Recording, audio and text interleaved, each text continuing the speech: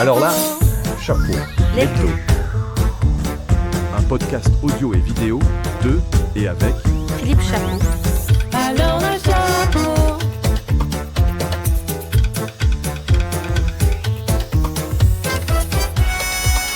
Laurent Rogne. Bonjour. Bonjour Philippe, merci de Comment vas-tu? m'accueillir. Comment vas-tu? Bon, ça va très bien, c'est la rentrée, on a plein d'espoir, on est très motivé avec l'équipe, on fonce. Beaucoup de posts sur LinkedIn que j'apprécie particulièrement sur les choses qui vont et puis les choses qui vont pas. Mmh. Ça plaît, ça déplaît. C'est quoi le bilan de ces posts? Parce que tu es quand même un des seuls, je dois le dire, à dire les choses telles qu'elles sont. Peut-être des fois c'est mal pris. Des humeurs et des mauvaises humeurs, donc forcément, à partir du moment où on n'a pas un discours, je ne vais pas le qualifier d'insipide, mais à partir du moment où on prend position, bah, forcément on peut pas plaire à tout le monde.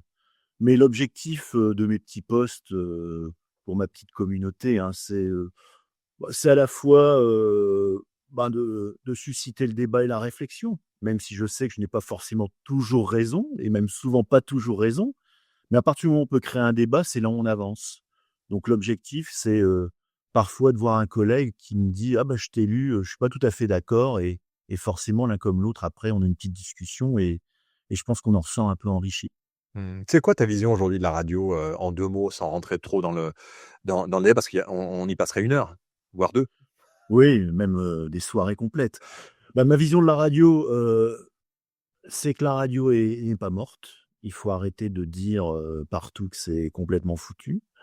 Je pense qu'elle vit, à la fois une transformation liée à tout ce qui se passe, à l'extérieur. C'est qu'aujourd'hui, on s'est pris de plein front, la concurrence du digital, qu'on n'a peut-être pas bien géré d'ailleurs, hein, parce que, bon, on vivait dans notre conformisme et puis, à côté de ça, la radio, c'est quelque chose qui est assez unique, quelque chose d'un média de la spontanéité, un média de la liberté, heu, donc qui, aujourd'hui a toute sa place dans cet univers, qui est un peu confus, qu'on maîtrise mal, mais je pense qu'on n'a pas dit notre dernier mot si on arrive à prendre les bonnes décisions et le bon virage au bon moment. Il y a quand même quelques conditions qui doivent être respectées pour que ça arrive, ce dont tu parles. Il faut qu'il y ait des prises de risques, il faut qu'il y ait des gens qui soient capables de donner le go pour la prise de risque et il faut qu'il y ait aussi une communication vis-à-vis du grand public sur le fait qu'il y a beaucoup de bruit, il y a beaucoup de fake et que la radio est aussi là et redonner envie à ces jeunes de faire de la radio. Bon, tout d'abord, je pense que la vie est cyclique, hein. Alors je vais pas repartir à refaire l'histoire de la radio, mais dans les années 80, puisque c'est un peu notre génération, hein, la génération des gens qui font la radio aujourd'hui, en tout cas qui la décident.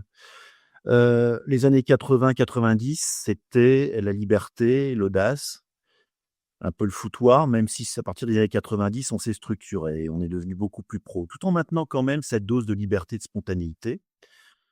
Puis, les années 2000, ça a été les années de l'ultra-formatage, de la facilité, l'argent coulait à flot. Bah, le conformisme, bah, de toute façon, on était très contents, la vie coulait, et puis c'est aussi à ce moment-là que, la radio est devenue moins homme de radio, mais plus homme de comptabilité. Donc forcément, bah, ça a suscité quelques petits changements et puis on a raisonné, non plus en termes de format, mais en termes de cible. Alors il faut continuer à parler de cible évidemment, c'est important pour nos radios.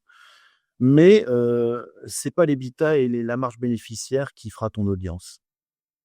C'est ton audience qui fera ton habitat et ta marge bénéficiaire. Je pense qu'on a inversé les choses, mais c'est normal, on était dans notre confort, hein. Moi aussi d'ailleurs. Et puis, voilà, on est tellement dans notre confort qu'on a peut-être pas bien abordé, et qu'on a peut-être pas bien vu venir, la vague, du digital, hein.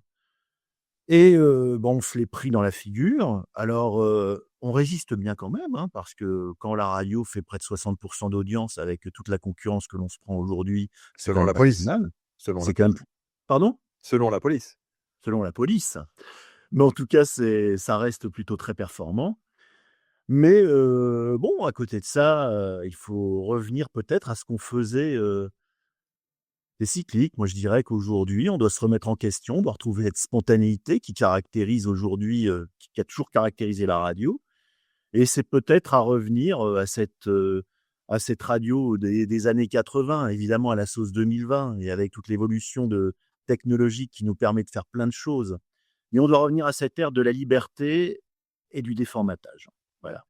Je lisais l'autre jour un article fort intéressant, ou c'était un podcast, je ne sais plus, sur le fait qu'on a un problème aujourd'hui avec l'IA, qui est lié tout à fait à ce que tu es en train de dire. C'est le fait que la plupart des sites web, le digital, les data a été très mal géré par l'ensemble des radios. Et aujourd'hui, on a 20 articles qui vont nous expliquer comment prendre de la pub sur Google et quasiment aucun qui vont nous expliquer comment prendre de la pub sur Radio Mélodie.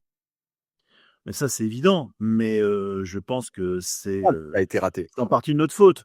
Maintenant, l'IA, c'est pas l'alpha et l'oméga de la vie de demain. Il faut arrêter de se dire, c'est pas parce que l'IA vous dit qu'il ne faut plus acheter de la radio, parce que j'ai vu ce post aussi qui est complètement ahurissant. Hein, je veux dire, aujourd'hui, c'est à nous à bien savoir communiquer sur les atouts de notre média, et Dieu sait s'ils restent encore très nombreux. Ouais. Et puis de savoir nous mettre en valeur, de savoir nous vendre, ce qui nous permettra d'ailleurs de reconquérir des gens qui n'écoutent plus la radio. Et puis voilà, l'IA maintenant fait des bêtises, mais l'IA demain est aussi une compagne importante de la radio. Ouais, alors je disais IA, mais moteur de recherche plutôt, hein, puisque Ouais.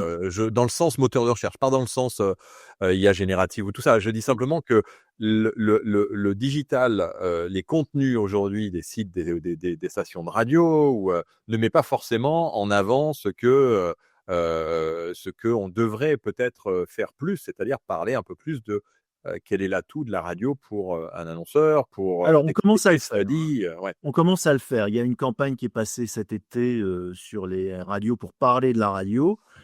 Moi, je pense qu'il faut encore aller plus loin. En tout cas, il y a quand même une prise de conscience. On va pas regarder avec le verre à moitié vide. Donc, il y a quand même une prise de conscience.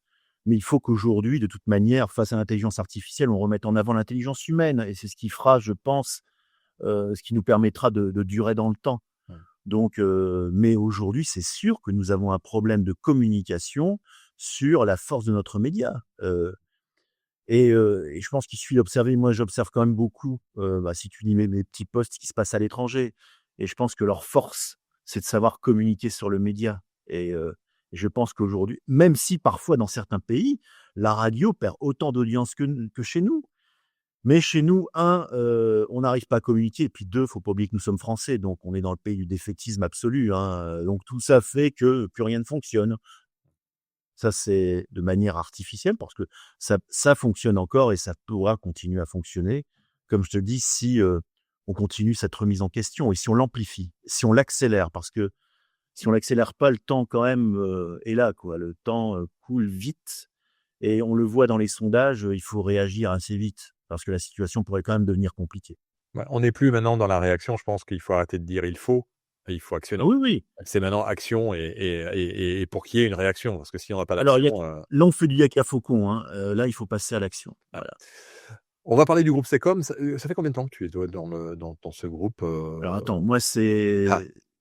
comme alors moi je connais Bruno Lécluse qui est le fondateur depuis 1984. Donc Ah.